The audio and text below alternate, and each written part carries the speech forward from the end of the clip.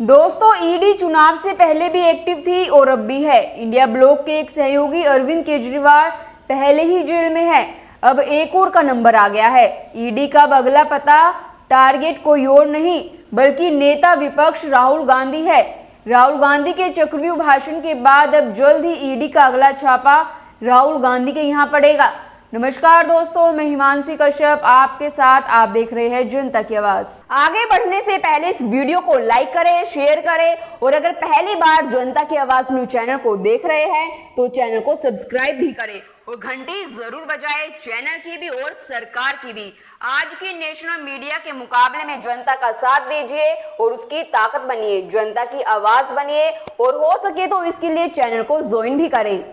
विपक्ष के नेता और कांग्रेस सांसद राहुल गांधी ने दावा किया कि 29 जुलाई को संसद में उनके चक्रव्यूह बयान के बाद प्रवर्तन निदेशालय यानी ईडी उन पर छापे की योजना बना रहा है और यह सूचना उनके अपने ईडी सूत्रों से मिली है। राहुल गांधी उनका बाहें फैलाकर इंतजार कर रहे हैं। राहुल गांधी ने एक्स पर लिखा है, स्पष्ट है कि 2 in 1 को मेरा चक्रव्यूह भाषण पसंद नहीं आया। ईडी के अंदरूनी सूत्रों ने मुझे बताया कि छापे मारने की योजना बनाई जा रही है। खुले हाथों से इंतजार कर रहा हूं, चाय और बिस्किट तैयार है। तो अब आपको लग रहा होगा कि 2 in 1 किसे कहा जा रहा है, तो आपको बता दें ये मोदी और शाह को कहा जा रहा है। दरअसल राहुल गांधी ने 29 जुलाई को लोकसभा में केंद्रीय बजट 2024 पर धमाकेदार भाषण देते हुए सीधे प्रधानमंत्री नरेंद्र मोदी पर हमला किया था।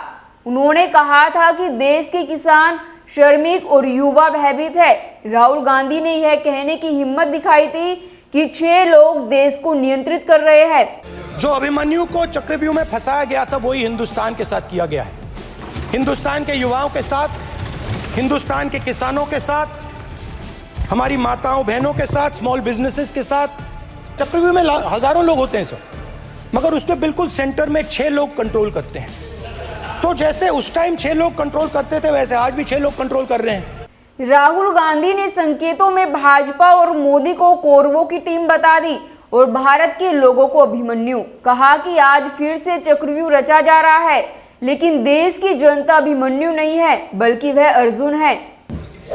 स्पीकर सर, हजारों साल पहले हरियाणा में कुरुक्षेत्र में एक युवा को, अभिमन्यु को 6 लोगों ने चक्रव्यूह में फंसाकर मारा था। सर, चक्रव्यूह के अंदर डर होता है, हिंसा होती है। चक्रव्यूह के बारे में थोड़ी रिसर्च की और पता लगा कि चक्रव्यूह का एक दूसरा नाम होता है पद्मव्यूह, मतलब लोटस फॉर्मेशन।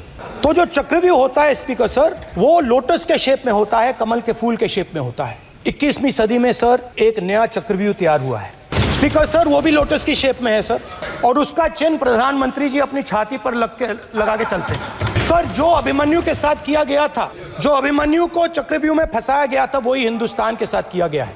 सर, अभिमन्यु को 6 लोगों ने मारा था। सर, आज भी चक्रव्यूह के बीच में 6 लोग हैं। तो जैसे उस टाइम 6 लोग कंट्रोल करते थे वैसे आज भी 6 लोग कंट्रोल कर रहे हैं। चक्रव्यूह को नरेंद्र मोदी जी, अमित शाह जी, मोहन भगवत जी, अजीत दोवल जी, अंबानी और अदानी जी कंट्रोल कर रहे हैं। ये सोचते हैं कि देश के युवा, देश के पिछड़े लोग अभिमन्यु हैं, देश के पिछड़े लोग अभिमन्यु नहीं है, अर्जुन है। जो आपका चक्रव्यूह है उसको फोड़ के फेंक देंगे, फेंकने वाले हैं। सुना आपने, अभिमन्यु को चक्रव्यूह में 6 लोगों ने मारा था। आज भी चक्रव्यूह के बीच में 6 लोग हैं। ये 6 लोग नरेंद्र मोदी, अमित शाह, मोहन भागवत, अजीत डोभाल, अडानी और अंबानी हैं। भारत पर कब्जा करने वाले चक्रव्यूह के पीछे 3 ताकतें हैं। एकाधिकार पूंजी का विचार, यानी कि 2 लोगों को पूरे भारतीय का धन मालिक बना दो। दूसरा एजेंसियां, सीबीआई, ईडी, आयकर विभाग और तीसरा राजनीतिक कार्यपालिका। राहुल गांधी ने आरोप लगाया ये तीनों मिलकर चक्रव्यूह के केंद्र में हैं और इस देश को तबाह कर दिया है। चक्रव्यूह बनाने वालों को गलतफहमी है, जो चक्रव्यूह बनाया है उसे करोड़ों लोगों को नुकसान हो रहा है। हम इस चक्रव्यूह को तोड़ने जा रहे हैं। ऐसा करने का सबसे बड़ा तरीका जो आपको डराता है वह है जाति जनगणना। That has captured India has 3 forces behind it.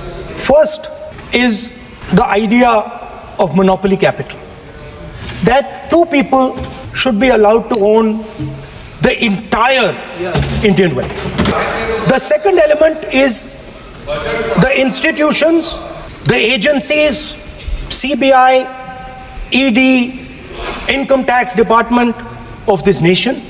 And the third is the political executive.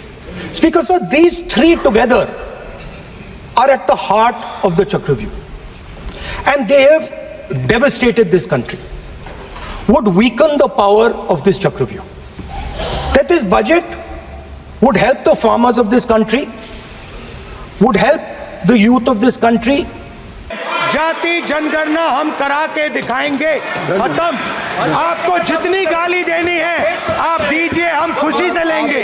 Rahul Gandhi ने कहा, जैसे कि मैंने कहा, इंडिया गठबंधन इस सदन में गारंटीकृत कानून एमएसपी पारित करेगा। इसी तरह हम इस सदन में जाति जनगणना पारित करेंगे, चाहे आपको यह पसंद हो या ना हो। भाजपा के लोकसभा सांसद अनुराग ठाकुर ने संसद में चक्रव्यूह पर कांग्रेस नेता राहुल गांधी के बयानों पर चुटकी लेने की कोशिश की।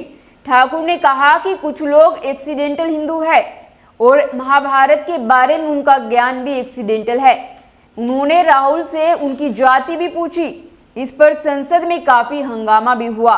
कुछ लोग एक्सीडेंटल हिंदू हैं और महाभारत का ज्ञान भी एक्सीडेंटल है। माननीय सभापति जी, जिसकी जात का पता नहीं वो गन्ना की बात करता है। इस पर काफी हंगामे के बाद लोकसभा अध्यक्ष पद पर आसीन जगदंबिका पाल ने ठाकुर से आपत्तिजनक बयानों को सदन की कार्रवाई से हटवा दिया, लेकिन पीएम मोदी ने उन हटाए गए बयानों को अनुराग ठाकुर का हौसला बढ़ाते हुए ट्वीट कर दिया। कांग्रेस ने मोदी के खिलाफ विशेष अधिकार हनन का नोटिस दिया है, जिसे अध्यक्ष ने अभी तक स्वीकार नहीं किया। बात तो ये है दोस्तों, केंद्र द्वारा पेश बजट पर सरकार जो माहौल बनाना चाहती थी, जो नैरेटिव सेट करना चाहती थी, उसका मकसद पूरा नहीं हो सका। बजट की जहां चौतरफा आलोचना अभी भी हो रही है, वहीं जाति जनगणना की मांग ने सरकार को मुसीबत में डाल दिया है। 2 महीने बाद महाराष्ट्र, हरियाणा और झारखंड में विधानसभा चुनाव है। दूसरी तरफ यूपी भाजपा में जूतम पैजार हो रही है। मुख्यमंत्री योगी आदित्यनाथ को हटाने के लिए भाजपा नेताओं में मुहिम छिड़ी हुई है और अब राहुल गांधी के बयान ने सरकार को फिर मुसीबत में ला खड़ा कर दिया। खैर, आपको क्या लगता है, क्या ईडी राहुल गांधी पर शिकंजा कसेगी? हमें अपनी राय कमेंट कर जरूर बताएं और बाकी खबरों के लिए देखते रहिए जनता की आवाज।